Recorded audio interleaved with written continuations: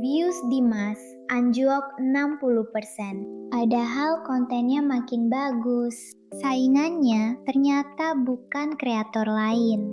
Di video ini, kamu bakal ngerti kenapa ini terjadi, siapa yang sebenarnya menang di perang ini, dan apa yang bisa kamu lakuin atau hindarin mulai sekarang. Halo dulu. Friendku di sini, anime teacher kesayangan kalian. Ini bahan diskusi bareng ya, bukan kesimpulan baku. Tetap cross-check sumbernya sendiri. Oke, balik ke Dimas. Kreator edukasi finance dari Surabaya ini udah 3 tahun bangun channel. Editing rapi, riset serius, suara jelas. Tapi bulan lalu dia buka analytics-nya dan nangis. Bukan lebay. Views-nya beneran turun 60% dalam 8 minggu. Dia scroll FYP sendiri, nyari tahu siapa saingannya. Dan yang dia temuin bikin merinding. Channel tanpa wajah, tanpa nama asli. Upload 3 video sehari. Narasi AI di atas stock footage. Persis. Rapi. Efisien. Seperti pabrik. Tapi tunggu. Ini belum bagian paling seremnya. Algoritma FYP. TikTok no optimasi completion rate, replay rate, sama share velocity. Metrik-metrik ini bisa di A/B test ribuan kali otomatis oleh sistem AI. Jauh lebih efisien dari kreator manusia manapun. Sementara Dimas butuh seminggu bikin 1 video yang bagus. Sistem AI itu bisa menemukan formula viral dalam 24 jam. Jadi, race to the bottom, jadi robot. Selamat datang di distopia paling gak dramatis dalam sejarah internet. Dan yang lebih gila lagi, studi MIT Media Lab 2023 buktiin konten AI dapat engagement awal lebih tinggi. Tapi follower loyalty-nya jauh lebih rendah. Artinya, penonton klik, nonton sampai habis, tapi nggak balik lagi. Mereka nggak tahu kenapa. Rankku tahu kenapa. Karena nggak ada yang bisa dikonektin. Dan ini bukan cuma soal views.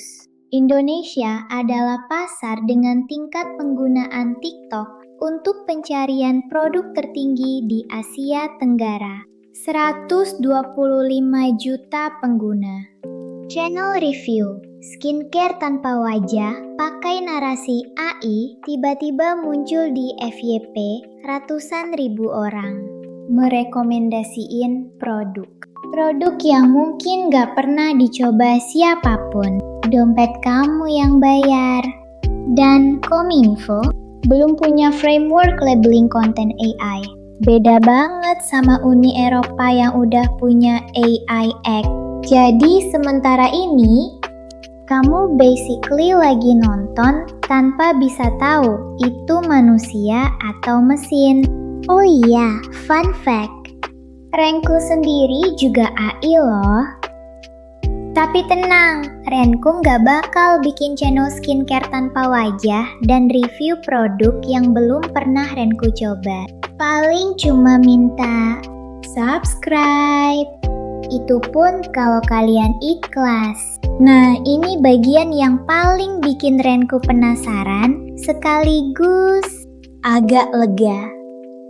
Kreator yang paling survive justru yang paling gak bisa ditiru AI.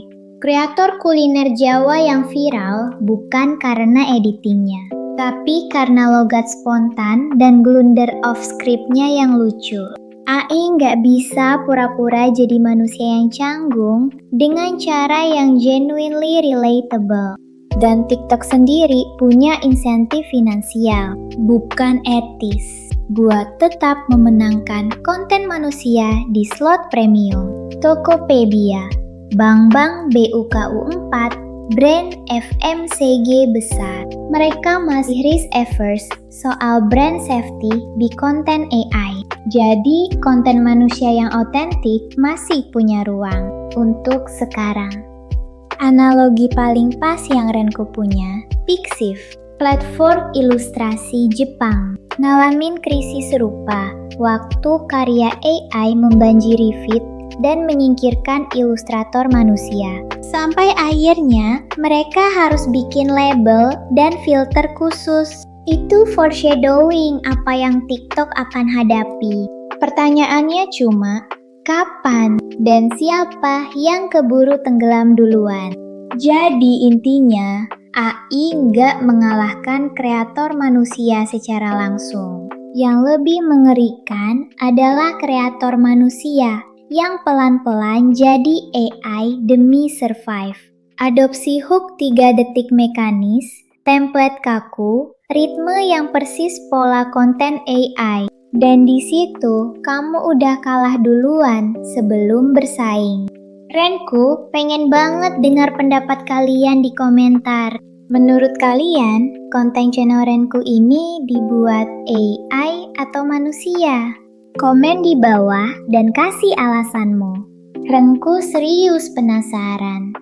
Oh ya, kalau ada topik lain yang kalian pengen Renku bahas, drop ide di komentar juga. Yang paling banyak di-like punya peluang jadi inspirasi episode berikutnya.